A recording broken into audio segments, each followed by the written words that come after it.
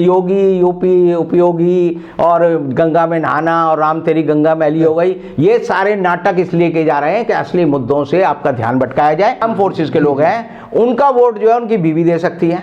तो ऐसे कर दिया जाएगा कल को कि सारे पति जो है वो उनके वोट पत्नियां देंगी और पत्नी का वोट पति दे सकता है। तो इसका मतलब यह है कि औरतों के खिलाफ ये एक बहुत बड़ा कानून है। तो ये समझो देश के लोगों को, देश के गरीब लोगों को गुलाम बनाने की ये साजिश है, पहला चरण है। मोदी सरकार देश को तानाशाही के गर्त में नहीं ले जा रही, बल्कि हिटलर शाही फासिज्म जो है उसकी स्थापना कर रही है। मोदी सरकार जो है उन चोरों के गिरोह की तरह है जो आपको अपने तमाशों में उलझाकर आपकी जेब से जो है आपका वोट का राइट ले रही है। दोस्तों आदाब से मैं अनीस अहमद खान हिंद वॉइस से आपसे मुखातिब हूं। मेरे साथ रविंदर कुमार जी, बहुत बहुत स्वागत है रविंदर कुमार जी हिंद वॉइस पे आपका। तो आज मैं आपसे बात करना चाहता हूँ, कुछ एक ही है कि अब वोट भी ट्रांसफरेबल कर रहे हैं, अब इन्होंने शुरू किया आर्म फोर्सेस से, वो आप बताएंगे डिटेल इसका। जी जी जी। जब हमारे यहाँ देश में कानून लागू हुआ तो हमें यूनिवर्सल एडल्ट फ्रेंचाइजी दिया गया। जी, यूनिवर्सल एडल्ट फ्रेंचाइजी का मतलब है कि हर आदमी जो वयस्क हो गया है जी, वो जो है 21 साल पहले उम्र थी कि वो जो है वोट दे सकता है। और राजीव गांधी ने अपने टाइम में संविधान संशोधन लाकर मतदान की उम्र जो है 18 साल कर दी। 18 साल की थी और 18 साल के लड़कों को, लड़कियों को ये अधिकार दिया कि आप जो है अपने मतलब का वोट दे सकते हैं, अपने मतलब की सरकार चुन सकते हैं। यानी आप समझदार हैं। समझदार हैं। लेकिन हमारे यहाँ एक खामी क्या है कि ये जो राइट टू वोट है ये आपका कॉन्स्टिट्यूशनल राइट नहीं है, ये फंडामेंटल राइट नहीं है। अच्छा, ये लीगल राइट है, कानूनी है, आपका कानूनी है, लेकिन ये फंडामेंटल राइट नहीं है।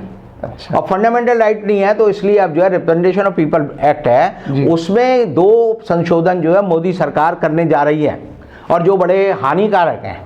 पहला ये है कि आधार से वो जो है वोट को जोड़ रहे हैं, वोटिंग लिस्ट को जोड़ रहे हैं आधार कार्ड से, आधार को से। हाँ। अब आधार से जब जोड़ रहे हैं तो जस्टिस के.एस. पुट्टास्वामी थे, रिटायर्ड जज थे, उन्होंने एक पिटीशन डाली थी आधार को लेकर। 5 जजों ने फैसला दिया कि ये आधार को और चीज़ों से जोड़ना गलत है।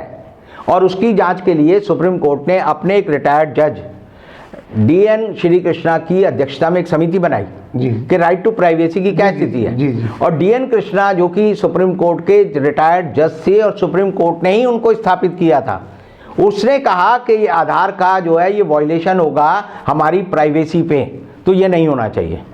तो आधार को बैंक से जोड़ना, आधार को और चीज़ों से जोड़ना जो है, हर चीज़ से जोड़ा हुआ आधार, तो उसको सुप्रीम कोर्ट ने रद्द किया है। ये रद्द किया हुआ फैसला है सुप्रीम कोर्ट का, जिसे मोदी सरकार 5 जजों के फैसले को बदलने के लिए कह रही है कि आधार को आपके वोटिंग राइट से जोड़ा जाएगा। तो एक तो ये गलत काम कर रहे हैं। दूसरा, उसमें उन्होंने एक संशोधन ये कर दिया है कि जो आर्म फोर्सेस के लोग हैं, अच्छा आर्म फोर्सेस के लोग हैं, उनका वोट जो है उनकी बीवी दे सकती है। ऐसा क्यों सर?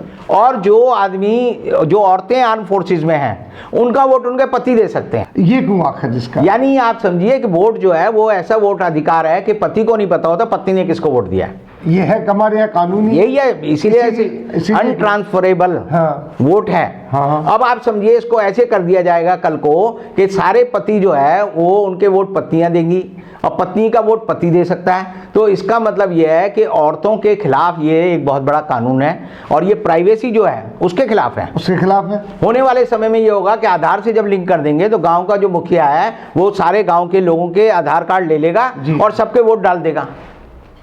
लिंक है तो कर देगा, वो तो वहाँ तो नंबर जाएगा, आधार वोट डाल देगा सबके।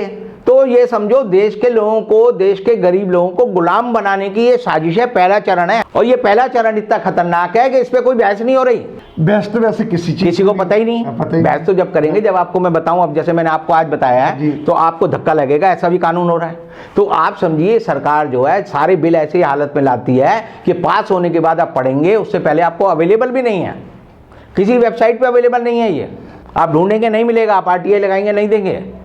तो आप समझिए मोदी सरकार देश को तानाशाही के गर्त में नहीं ले जा रही, बल्कि हिटलर शाही फासिज्म जो है उसकी स्थापना कर रही है। और इन दोनों बिलों का विरोध जो है जनता को करना चाहिए, लेकिन जनता को बताया ही नहीं जा रहा। इसीलिए मोदी जी रोज नौटंकी करते हैं कि योगी यूपी उपयोगी और गंगा में नहाना और राम तेरी गंगा मैली हो गई, ये सारे नाटक इसलिए किए जा रहे हैं कि असली मुद्दों से आपका ध्यान भटकाया जाए और आपके सारे अधिकार जो है छीन लिए जाएं, आपको गुलाम बनाया जाए और आपका भविष्य जो है चौपट कर दिया जाए। ये तो एक किस्म से अंधे कुआं में धकेलने वाली बात। बिल्कुल बिल्कुल बिल्कुल।